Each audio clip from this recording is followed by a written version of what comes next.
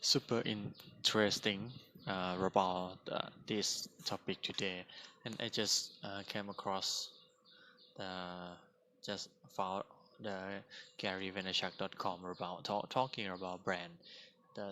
The title of brands that have permission, why BMW could make headphones, and why Apple could make sneakers.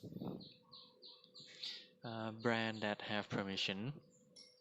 Gary said, when I talk at the established business stra- strategically for the first time, I try to think of ways that they could deploy their IP or brand in a different category. For example, the reasons I have a signature sneakers with K-Swiss, even though I'm a businessman, not an athlete or rapper. And the reasons many company has permission to enter different category comes down to one thing: brand. Brand gives you permission to not have to stick to one product category. This is what gave me permission to sign a deal with K-Swiss and have a sneakers. It is what gave me permission to have a wide brand empathy empathy wise. It's what would allow me to create other products in the future that reflect my persona if I choose to, like energy drinks or hot sausage. The reality is big brands have personas too, and those personas give them permission to enter different product categories when they can leverage what they've known for to create different products. Think about it. Nintendo started off as a playing card company.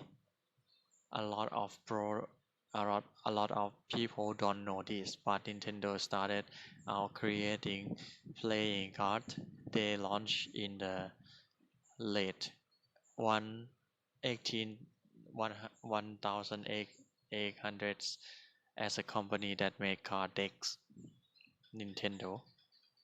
Over time, they experimented with different products in different categories until they eventually started selling toys, then entertainment, then electronic video games. Today, they are an iconic video game company, but they didn't start out in a singular space. No one thought that Sony could be a video game company until they were. Sony is another great example. They started out as an electronics shop making tape recorders and radios. Eventually, the reputation they built for production quality in that space allowed them to move into building the PlayStation and becoming a major player in the world of video games. A similar thing happened with Microsoft and Xbox. What if BMW made high-end headphones? What if Mercedes made an Amazon Alexa competitor? Brands like BMW and Mercedes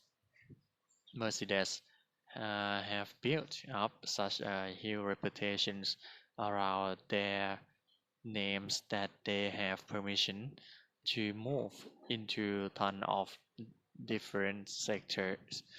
They they are all luxury brand known for engineering and equality, so they can attack different category through that lens. For example, if I were the CEO of Mercedes, I would uh, I would consider making a competitor to Amazon Alexa.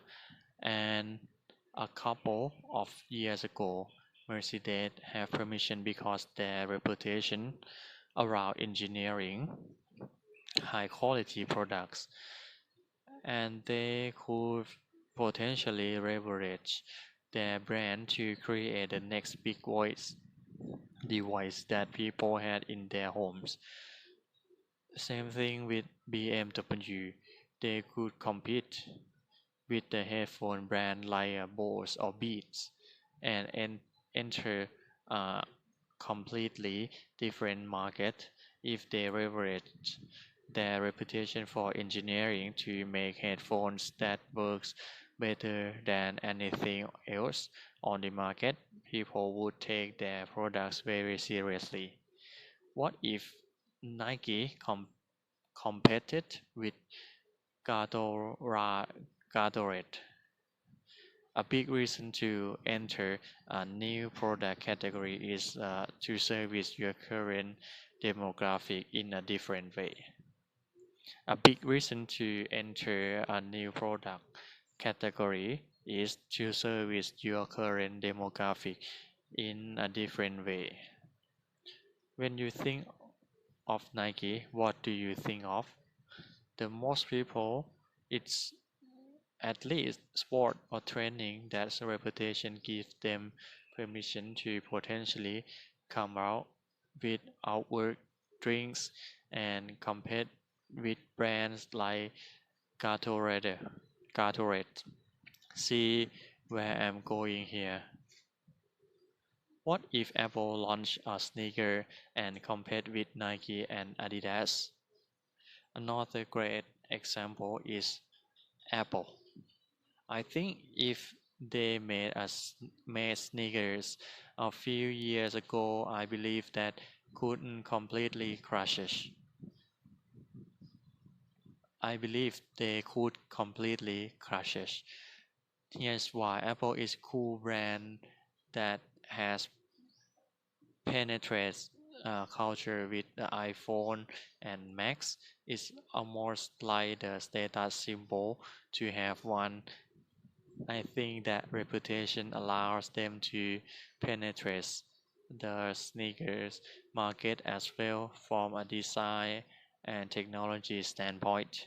For example, a few years ago, Nike came out with Back to Future themes sneakers that raised themselves in 2019. They are going on sale to the public.